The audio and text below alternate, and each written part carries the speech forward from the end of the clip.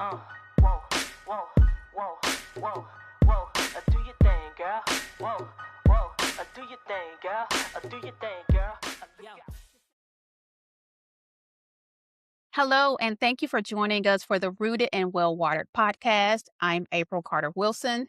And I'm her husband, Jerry Wilson. On this podcast, we are drawing from chapters of my new book, Rooted and Well Watered, a deeper look at Sarah and Hagar. And on today's episode, we are focusing on chapter 2, Imperfect Husband. And in this episode, we will explore themes of marriage, forgiveness, grace, reconciliation, and what it means to truly live in community, marriage, and family. Today, I am so excited about our guests, Brian and Alisha Echols. They are pillars in our community, entrepreneurs, known as family members, friends, and all of those wonderful, wonderful, great things. And there are no two people I would rather have this conversation with than Brian and Alisha. Brian, Alisha, welcome. Hello. Thanks for Thank you for joining us. Now, Brian, I feel like I've known you my whole life, but I think I met you when I was about 1 or 2. Yeah, I think you were, 1 in a couple of months. Yeah. Yeah, my mom brought you home, Yeah. and she was like, "This is your new brother," and I was like, "Oh, okay, Boom. cool, Yeah. cool." You remember And I that? was like, for real? In baby talk and baby talk. And Alisha, you have been my sister, my friend, my confidant Yes. for several years, so we know all about this conversation today. Yes. I just met y'all a couple days Yeah. ago, I think. I think So That's nice- okay. That's okay last though. You know, Wednesday, I you think it was. welcome. You are welcome into the home and the family. I appreciate Nice to it, meet you. appreciate it. Yeah, it's nice to meet you for the first time. Though. So, this is a great conversation today. We are talking about real marriage, what it looks like with two pillars in biblical history, Abraham and Sarah, and one instance in the Bible where Abraham asked Sarah to say that she was his sister, which, if you know your biblical history, she kind of was, but told her to say, hey, say that you're my sister because you are so beautiful. These kings will want to bring you into their home, and that will protect my life, our life, and the people that we are traveling with. And oftentimes when we hear that story, we just kind of gloze over it and go straight to the miracle of God rescuing her and protecting her, but don't really focus on that one scene where she's actually in the palace, in the castle, wrestling with a decision that was made by the person that loves her more than anything in the world here on earth. So, tell us a little bit about the two of you. How long have you been married? And just a little bit about the world that you have created around entrepreneurship, family, and community. Okay, awesome. Well, I'll take the first part. Yeah. So we've been married 10 whole, wonderful, 10 of them magnificent, things. fun years. Yay. Yeah. It's been a blessing and it's been trying times.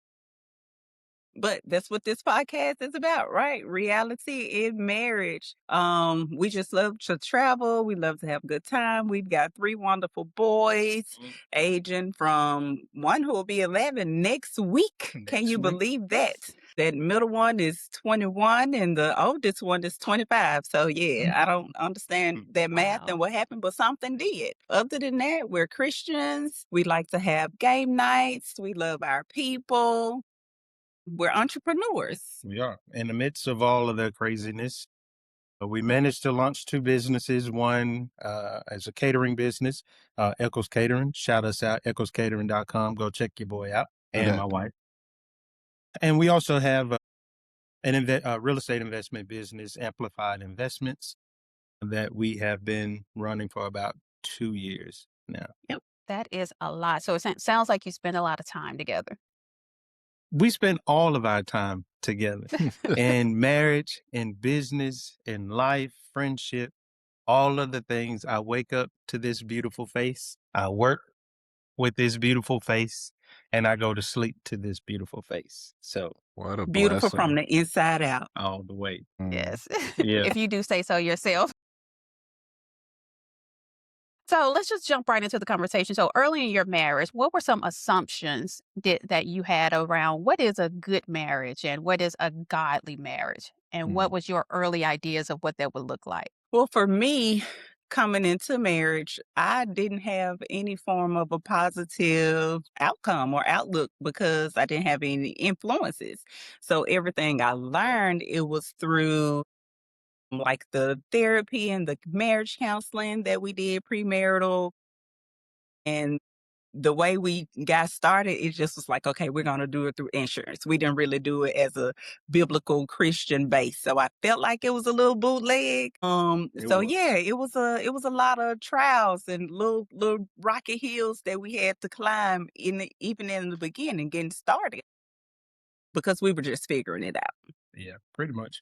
And I came into our marriage with Alisha, being that I had been married before this, I didn't have any assumptions necessarily because all of them just got burned up, within the first marriage. But I did come into this marriage with some unfair expectations Mm. as to what this should be, what it's going to look like. I kind of had it in my mind, all of the stuff that I'm going to get right this time, this time around. And it's just, reality wakes you up very fast whenever you actually say them vows and, this marriage thing gets started. It's almost better not to have expectations. I think one thing that I get Absolutely. frustrated about is the expectations that a lot of times the church can sort of give us, and then the reality is just a lot different, right? And I think a lot of people, and I think a lot of times when the expectations don't meet the reality, you automatically assume like I done made a mistake, like this ain't, Yeah. Sure. ain't Yeah. gonna work. There's so much to unpack just in that opening. With that, you all have been married, you say 10 years. And in that 10 years, you have been able to build something incredibly beautiful, with the catering business, the real estate business, and just a host of family and extended family and friends, basically all across the U.S. Now, with that comes a lot of visibility, in your marriage. And, people see how you travel, how you work together, how you live in community, how you grow in ministry. And oftentimes people say, Brian and Alicia are my goals. Like, when I get married, I want my marriage to be like Brian and Alicia. First, how does that feel? How does it feel to be in a marriage that's so public, so visible, um, and to be a goals couple? I think it brings a lot of positive awareness to marriage, especially in our culture, in the African American culture, because like me, I've come from a broken background family and I didn't have that positive influence. So for us to build that and then create a circle of like-minded couples who can see that and who look up to that, I think that is amazing because not only does that positivity lie within us and within our home, but then also our friends, like it extends to them. We're not only friends, we're Yeah. family as well. Like we're godparents to basically half of our community Indeed. that we meet. So, yeah, it's pretty awesome in that Yeah. regard. And it comes off twofold in a lot of ways. Being that visible for other people can sometimes, cause a little ruckus. It can leave people presuming things about marriage that just not true. Because although they see us in our element, either we're working together or we're traveling or we're hosting a game night or we're doing couples counseling or whatever the case may be, it's a lot of the under the surface things that they don't see. So they can admire from a distance, but they don't always see how she got to that place where she can smile and we can work together and we can be around each other for so much time and still enjoy each other. And our fun time together is genuine. It's been a very, very long time since we've had, I would say, a bad day at work where I'm getting on her nerves, she getting on my nerves. We've kind of worked through that point of not being able to leave work at work and then come home and still, enjoy our time together versus soon as you get home, you want to Yeah. kind of, Our space is kind of one and the same, ain't it? yeah, yeah, it is. But it is, I mean, like I say, it's twofold in that way because it's a blessing to be an example, But at the same time, as long as you have proper perspective on what that actually means versus what the expectation is, then you can maintain kind of a healthy boundary of what's visible and what's not visible. Yeah, I'm curious. How do you balance sort of that, or how do you handle that balance between, being transparent and allowing people to see the reality of what a relationship looks like, but at the same time drawing a line and being like, well, hey, this part's none of your business, or so how do you sort of balance that, or do you balance it? Well, I think the balance is transparency. Yeah. Because if you have an issue, but you're afraid to discuss that issue, then there's kind of a problem there, because I want you to feel comfortable enough to come to me to be able to say, man, we had this knockdown drag out and this is what took place. Like, feel comfortable enough, and I can piggyback off of that, and I can be like, you know what?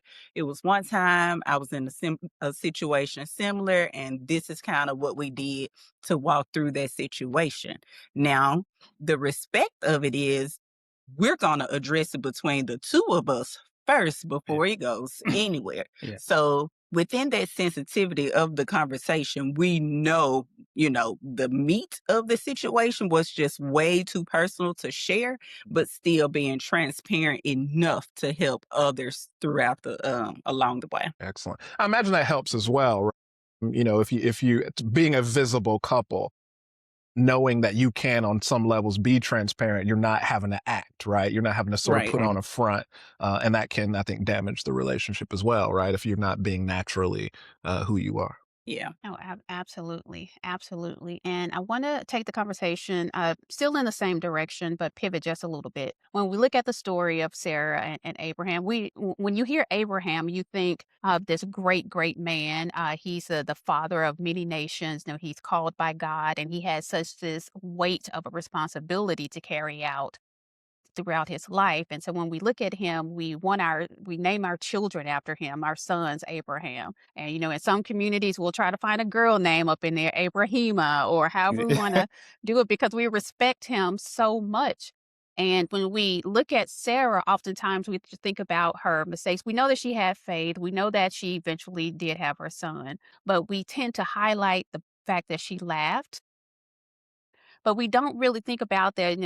Sarah was fine until she was in her 90s. She was just beautiful for this Apparently. long. So we don't think about all of those great things, but we think about all of the great things with Abraham. Yeah. And so, and we Yeah. don't want to take anything away from Abraham, but when you have all of these qualities as a wife, as a mother, as a woman, and sometimes it feels diminished, but yet you have a husband who, no matter what he does, he's just out here big and bad, and people love him and praise him. So, with that in mind, yes, Brian, I've known you my whole life. It's been like this our entire life. I You didn't have get that been. warning.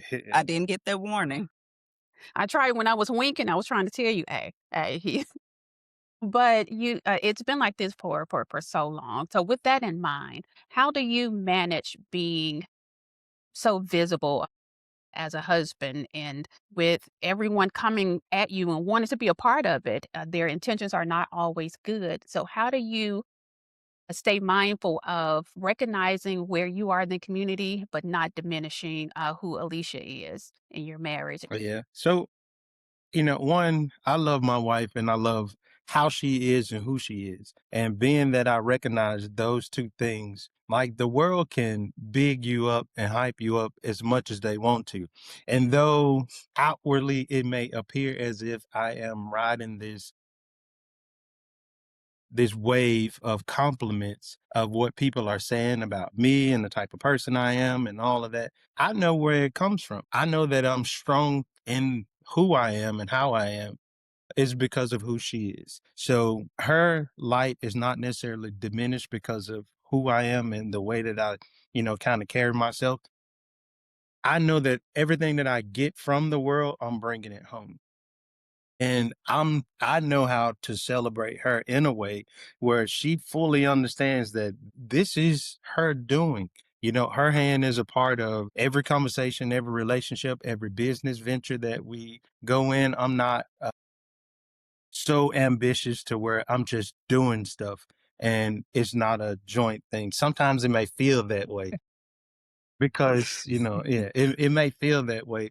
But God knows that my personality is what it is. And God knows that I needed someone strong enough to be solid in her own identity without feeling as if I'm overshadowing something that she can and can't do. Because she is that little leash rope, and I don't want to sound like, like I'm a dog or anything like that, but she is that little, that little length of boundary that kind of pulls me back. She allows me to run, she Yes. allows me to flourish, she allows me to go. But at the same time, she knows when to kind of reel me back in to where it's like, all right, Brian, you're doing a little bit too much. But, like Abraham was just as big and bright as it could possibly be, right? When you think of, Yes. the fathers in those times, whenever they read and they think about, Abraham, Isaac, Jacob, and he's one of the named people. And that doesn't diminish who Sarah was. That just means that this is who God called him to be. And he's able to operate in that space. But for me, I know that this is the reason for that. And Yes. me diminishing her light is going to completely consume my own when it comes to that. This is what I think about, which is that, I need you to understand there's no me without Yeah, her. Like if you're 100%. talking about me, you're talking about us, right? So you Right. might as well go ahead and put her name in it, Right. because that's what I'm hearing. So I think that's beautiful. Plus, no one's opinion, like 100 people, and I'm sure you can agree, 100 people could say wonderful things about me, and it does not compare to one person Yes. saying one good thing about me. I want to hear from her, Come on now. with all due respect. Yes. One of the things, shout out to the Heart and the Hustle retreat I'm on that we Hard were and able to Hustle. pull off. But one of the most impactful things that I pulled away from that weekend retreat was, our special guests, the Hendersons, Cheryl and Kelly Henderson came out and they were talking about their experience and how they work together, but they were talking about everybody gets a moment in the sun. Mm. So when we first started dating, he was more visible. Being a pastor, everyone looks up to him, and it's like, who is this woman coming in? Because I've always loved to be a background person, supporting, other people. God really gave me that talent and calling, and I've never diminished that. But the tables have turned now where he's made me more visible. And as strange as it is, we both recognize that this is my time to be in the sun. I love that moment, and I love that lesson that they gave about, Yeah. just really, really supporting your spouse when it is their time to be in the sun. I say that to say that, sometimes when you are in the sun, in marriage, in a real loving Christian marriage, things happen. And oftentimes, if you've never experienced forgiveness in your marriage, you may not be in a real marriage. There may be some perfect couples out there, but the couples that I Yeah. know We ain't met them out yet. there have had to have moments of forgiveness. When we think about Sarah, having, 10, 20 years, after that experience, still with Abraham. And I know the rights and everything of women were a little different, but she stuck by Abraham. He still believed in the promise of God. She still went forward trying to make sure that that promise came to pass, which means that she had to forgive Abraham, for that moment. No woman wants to be taken in by somebody else outside of her husband. And that happened to her. And so, when you think about moments of forgiveness, how do you all define forgiveness? And how do you make sure that it is embedded throughout the thread of your marriage? So, if I may, there's, this amazing, wonderful book that you, April, have written. And there's a segment in the book that says, when forgiveness requires more than you thought you had. Let me just say that I think Yeah. that portion of that chapter is really what broke me down, because it's so real. It's reality, because you think I've forgiven this person because of this thing, but there are so many triggers that remind you of the heart and how fickle it is and how sensitive it is. And you may, in my mind, in my heart, I forgive him, but we're human and those emotions will come out of nowhere. So just let me say, that was a favorite for me and it was really touching. But how do we forgive each other? We take time to communicate. Like we are transparent, we are honest, we are, we discuss the issue at hand, whatever it may be.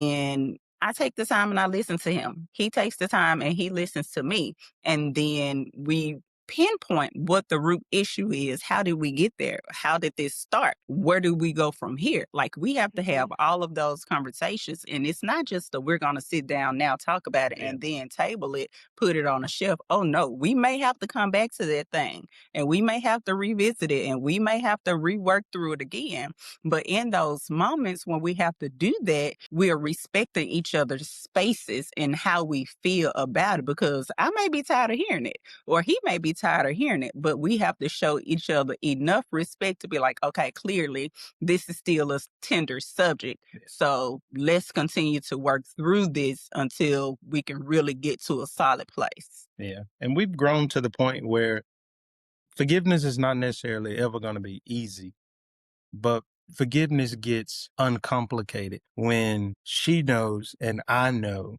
that whatever the offense was, unless it's just like the big things, but whatever the offense was, it wasn't done intentionally to hurt. It may have been an oversight. It may have been a word said wrong. It may have been something that I forgot to do, or it's something that, something that I overstepped, or maybe, like she said earlier, that she felt unheard or uncelebrated, or as if I was just, she would say, doing too much.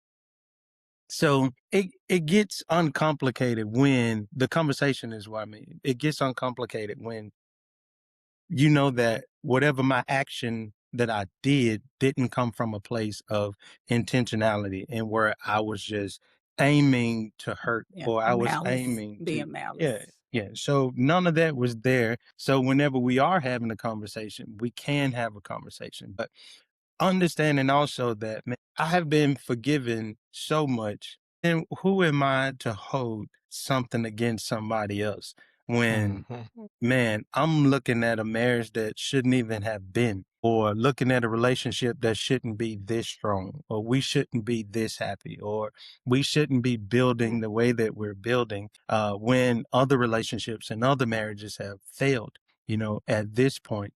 But here we are, we're still standing and we're still strong. So I'm instantly ready to forgive, not because I just want to rush past the event, but I'm at that point where it's like, babe, I know that you love me. I know that you want what's best for me. So let's talk about it, because now we both got something to work on. You got something to work on in this forgiveness thing. I got something to work on in this forgiveness thing. And then we can kind of reach a point where a resolution can be resolved, a next step action can be given, and then, we can find a way to move forward. Yeah. I think it's important too for couples, anybody's watching this, when we talk about like expectations going into marriage, like having to forgive is a feature, not a bug, right? Like I think people need to understand, like one, you're gonna have to forgive. So you might as well go ahead and get that in your mind when you're in front of the priest or the pastor, the clerk or whoever it is. Get it in your mind, you're about to have to forgive this person 1,000,000 times. But also, I think too, in our walk with God, our walk with Christ, if you want to work out, you got to lift heavy weights, right? And it's the same thing with our spirit and spiritually, right? That forgiving over and over and over again strengthens us. You get stronger in your mercy and in your grace, and more like Christ, who forgives us so much for everything. Yeah. And I got this thought too. I'm sorry. Go ahead, April. Yeah, when we think about our vows, we love the for better part, but we really don't get into the heart of for worse. We think that is when you have a headache, or when I'm a little mad, or I'm hungry. You got me a steak, but I wanted lamb chops, but it really goes so much deeper than that when we're thinking about for worse. What is your for worse? And it's not a surface level for worse. Yeah. And I think about when you think about far as the dynamics of male, female, husband, wife, or whatever. If I'm not in a place where I'm needing to be forgiven, then I got to truly check how I'm leading. Mm. Leadership often Wow. offends. How many times have you been mad at your boss because they went in a direction that didn't agree with something that you thought that they should be doing? We've all had sat there and made a suggestion to our boss on what could make systems and things better at our job. And they were like, well, we'll revisit that maybe another time, but for right now, we're going to do this. And now you're sitting there like, man, this is stupid, right? Like, why are we still doing this way? Like it doesn't, so that offense thing right there, it comes. And when you're leading your family and when you're trying to lead your marriage the best way you can, you're going to always kind of be in that place. So if there ain't no forgiveness happening, you need to reevaluate the way that you're leading. Yeah, I mean, to your point, like it comes with accountability, right? Mhm. So if you're making the decision, whether it's you taking turn, whoever is making the decision that moment, it comes with accountability. So that decision is going to come with you having to take responsibility for the results of that decision, good or 100%. bad, and none of us bat thousands. So you're right. You're exactly right. So how has your faith evolved, over time when you're thinking about the number of times you've had to forgive another, the number of times your business has grown and God has really elevated you in different spaces. How has your faith developed, strengthened, been challenged, and what did it look like 5 years ago, and what does it look like now? Well, Jesus has taken the wheel, and Jesus is a fence, I and don't even think I'm Jesus even is in the in the car no more. room. I mean, all things centered around Jesus. Amen. Definitely prayer is at the center of like our relationship, our foundation, our family, our business, our everything. Even in a season of grace and difficulty, you definitely have to just remember to surrender Yeah. and throw your hands up, like no matter what. Because so often we think we got it and, I got this, I can do this. But sometimes God will sit us down. Mhm. He'll sit us down and be like, yeah, you got it, but you got it a little too much. So let me go ahead and remind you that I run the show. And so we just try to remain humble. We like to have fun. We like to clown and do all the things. But really though, we don't forget. We don't forget where we came from 5 years ago, where Amen. we may have been battling finances or battling raising middle school kids or whatever the Terrible situation people. may have been. Job loss. I mean, it's been so much over Yeah. these last grief, it's been so much. So you have those large moments in Yeah. life where you cannot do anything but surrender and remember that, man, I can't do it. So God, you got to. Do. And I love kind of that duality, like what you're talking about, of where we were 5 years ago. And I think about my conversation with God 5 years ago, man, was so scripted. It was all Mm. the things that I thought I should say. It was all the prayers that I thought I should pray. It was all the scriptures and things that I thought I should be doing. Like, God, I want to march this God. way. I want to lift my hands this way. I want to worship this way. And man, and I was doing the same thing in my marriage. Like, man, Mm. I want to be this version of a husband, right? I want to make sure that my wife don't have to work. I want to make sure she don't have to do nothing. And I'm like, bro, you tripping. And I was approaching God the same way. Now, when I have changed to where Alicia and I can have a real conversation and I don't even have to worry about offending her with my words because she hears my heart, right? And Mm, so I have the amen. ability to take that same method and that same methodology to the way I am with God. My conversation with God is completely different because now there's no fluff in the middle. I'm Mm. not doing this little song and dance to get his attention and then tell him what I want.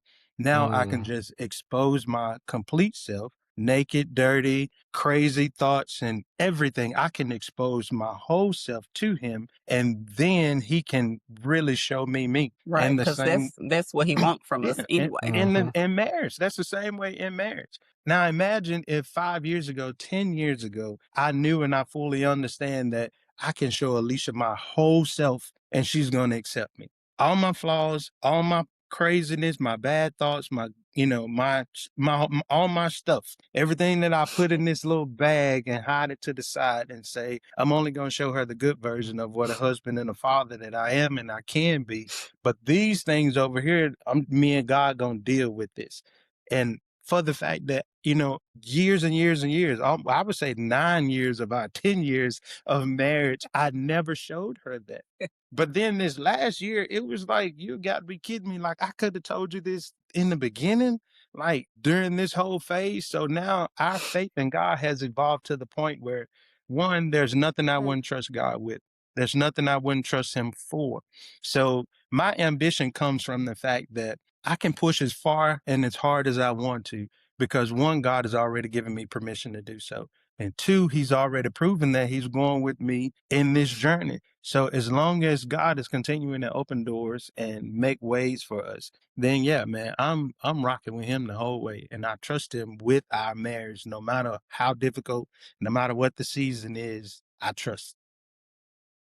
That's a whole mic drop right there. Yeah, that's nice. I used to have these long. My most common prayer to God now is bruh. Yeah, like real talk. Like, But I think interesting, like, when you're talking about, I think it's interesting in marriage, it's almost like, because you compared it almost with your relationship with God. And I think that's real.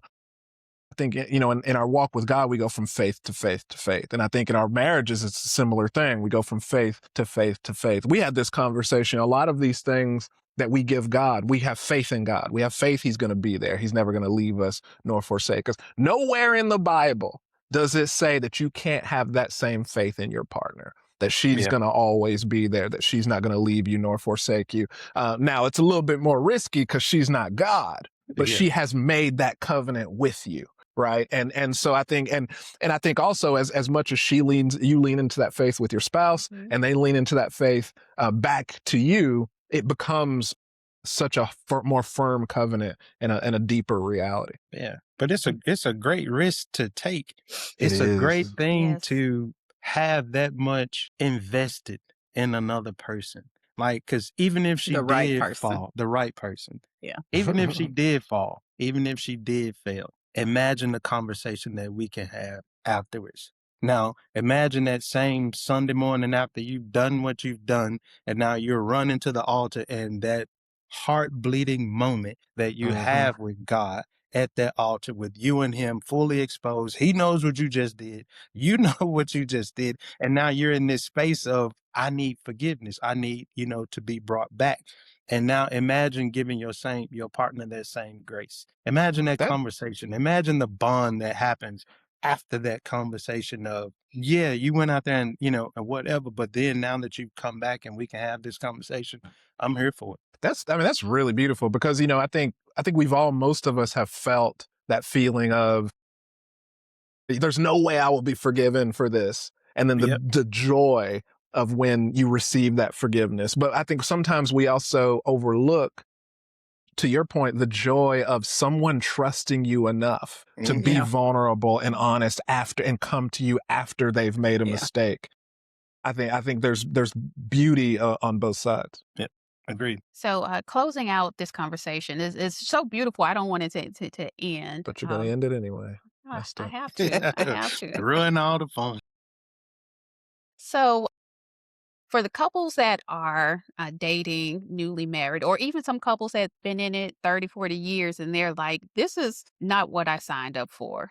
How would you express the beauty of marriage without minimizing the challenges and encouraging them to know that it's going to come? That doesn't mean that you have a fake marriage or a bad marriage. It's just a real marriage. What would you say to them? Yeah. Well, like Jerry said, coming into it in the beginning, you have to realize that forgiveness is a thing. Like you have to do it.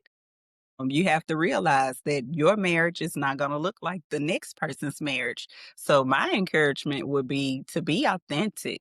Don't try to be like everybody else. Like, make your thing your own thing. You have to start where you are, build what you are, and then you meet like-minded people and you take some of those tidbits from those game nights and those fun dates and those outings, the hangouts and, the Christian vision nights, all those things. You take bits and pieces of the positive and then you just add to what you already have and let that be a little bit of water for the seed that you've already planted in your life. Definitely don't isolate yourself and don't be so closed off and so private to where you are having a difficult time in your relationship that you don't have anyone who you can confide in and pour back into you. Mm. Yeah. I think I would always encourage marriages and people that are thinking about getting married is to understand a point in this. If God has my life, he also has my marriage, right? So if God has say so in my life, then God also has say so in my marriage. If God is going to write a story with my life, then God is going to write a story with my marriage. And you don't get to completely dictate how God writes this story. So you don't get to write in or write out a blended family, right? You don't get to write that part of it. You don't get to write a teenager who's dealing with a social anxiety or maybe an addiction or whatever the case may be. You don't get to write those things in there. So at the same time, if I'm going to give God credit for the great things in my life, then I got to give God credit for the whole thing of my life. And now if I continue to keep that as a mental note that, man, God is doing something with this marriage, then, man, I can go through hard things Yes. because I'm saying, God, you're writing a story with our lives. And I want to see what the end chapter is going to be. I'm not going to Yes. stop at, chapter 6, 7, 8, when the hard things end up happening, because I'm saying, and I'm genuine in my saying, like, God, I gave you my life and I gave you my marriage. So therefore, however you write this next chapter, even though I might have some, hey, wait a minute, God, like we didn't talk about that, but I'm still going to read it and I'm still going to act out my part in the story in which he's writing. And that would be my encouragement to them is, man, let God finish the story. Like, don't add your part in there and end up making God have to shift things too much. But let God write the story, and you just enjoy the journey that He got you on, because the next chapter is going to be beautiful. Amen. Can you imagine watching a movie or reading a book that has no plot twist? I was just thinking the same. I was just thinking the same thing. I used to tell the kids the same thing. Any action movie, any movie you're watching, the hero is always at some point going to be in a bad spot, right? Yeah. And imagine if he just said, you know what, I quit here. You never see the end of the movie where watching the movie, what's going to happen. The hero is going to win in the end, and we have to approach, I think, a lot of things when God is with us with that same energy, knowing this is just here for tension. We're winning in the end. Amen. So, Brian and Alicia, if someone is just dying to know more about you all, about Echols Catering, about any aspect, how can they get in touch with you? Our email is echolscatering@gmail.com. We have a lovely website where you can browse our menu offerings, peruse our menu offerings at echolscatering.com. Good Brisk, when the brisk food is walk. good when you can't browse it, you got to peruse it. I can attest to how good it is. We Amen. thank So if you would like to book a Brian and Alicia to cater your event, make sure you look them up. But Brian and Alicia, thank you so much for joining us. Any closing words? Thank you for having us. This was absolutely amazing. Good. And if you have not gotten this book yet, I highly recommend it. Okay. Like I said, chapter 1, chokehold. What they say got me in a chokehold. So, rooted and real well watered, a deeper look at Sarah and Hagar. Absolutely phenomenal. Thank you. I do appreciate that. I wrestled with God about that book for a couple of years, and the foundation of the book is just how women show up in community and not realizing how our decisions and relationships can have a ripple effect. If we look at the outcome of Sarah and Hagar, we have two religions right now that are still at Mm. odds. thousands of years later because Yeah. of one relationship that could Man, not yeah, reconcile. that's true. Yeah. That's very true. So, but Rooted and Well Watered, deeper look at Sarah and Hagar on all platforms. If you have Prime, you can get it in 2 days. Please check it out so you can follow along with this conversation and other episodes. Again, thank you so much for joining us. You can visit our website at rootsandwells.org for more information and to get your copy. Thanks so much for joining us, and we will see you on the next episode. Oh, where all the women of